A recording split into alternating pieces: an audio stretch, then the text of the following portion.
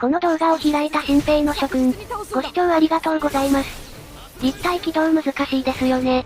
原作初期では、巨人1体倒すのに平均で30人死んでるそうです。ということで今回のテーマは、初心者向けガイド、人はいかにして死にゆくのか、です。早速解説していきます。兵士の死因は主に4つだと考えました。操作方法がわからない、システムがわからない、感覚がつかめない、立ち回りに慣れていない。一つずつ解説していきます。まだ立体起動の操作に慣れていない新兵は、操作にごたついて巨人に食われてしまうことが多いです。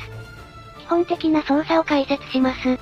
今回紹介する操作方法はタイプ A です。デフォルトでタイプ A になっていますが、もし操作方法を変えたければ、基地の本を開いて、オプション、キーアサインから変更できます。中指のボタンでアンカーを射出します。アンカーを刺した状態で腕を後ろに引くことで、アンカーを巻き取ります。基本はワイヤーを使って移動していきます。片方だけ刺すこともできます。アンカーを同じ場所に合わせると、慣性を無視してまっすぐ突っ込んでいきます。フォーカス移動と言います。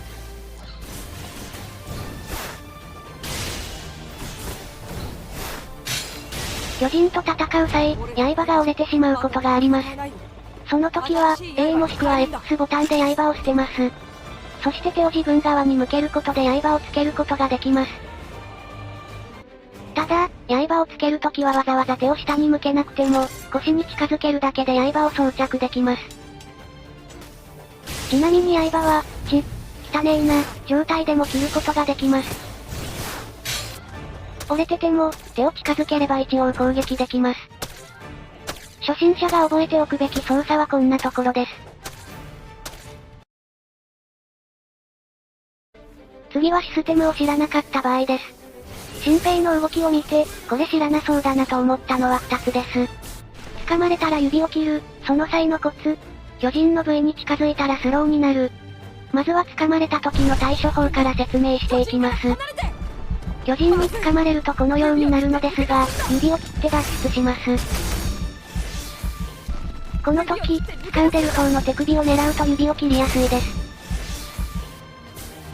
次はスローの話です。アンカーを刺したままうなじや足などに近づいて、ブレードの射程範囲内に入った時にスローモーションになります。この時、巨人にダメージを与えるチャンスができます。スローでなくても、巨人に刃が当たればダメージを与えることができます。これを応用して、スローになる直前でアンカーを外してスムーズに狩るなんてことができますが、上級者向けすぎるので、また今度解説しようと思います。指切断のコツとスローのコツは、知っとくだけでもかなり変わると思います。また掴むの話です。下手な説明になりますが、どれだけワイヤーを巻き取ったらどれだけ進むのかみたいな話です。アンカーを狙ったようにさせなかったり、建物や巨人と事故りまくってるパターンです。正直これは慣れるしかないと思ってます。プレイするほど上達します。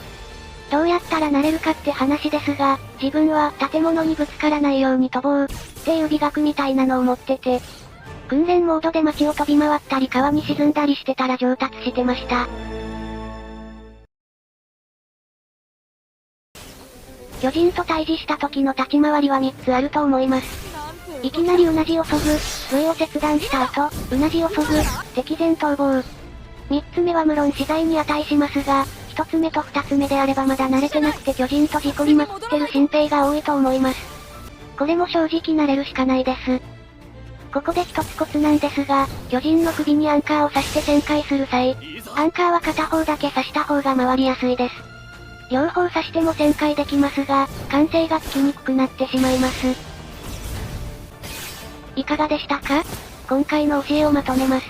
新兵が死んでしまう理由は大体4つくらいだと思います。操作方法がわからない。いろいろやると飛べます。刃を交換するときは手を腰に近づけるだけで OK。システムがわからない。指を切るときは手首を狙う。部位に近づいたらスローになります。感覚がつかめない。建物にぶつからないように、みたいな自分なりの美学を持ったら上達するかもしれません。立ち回りに慣れていない。巨人部、しまくってたら上手くなるよ。回り込むときはアンカーを片方だけ刺した方がやりやすいです。今回は以上になります。あとマルチプレイできる人いたら教えてください。ありがとうございました。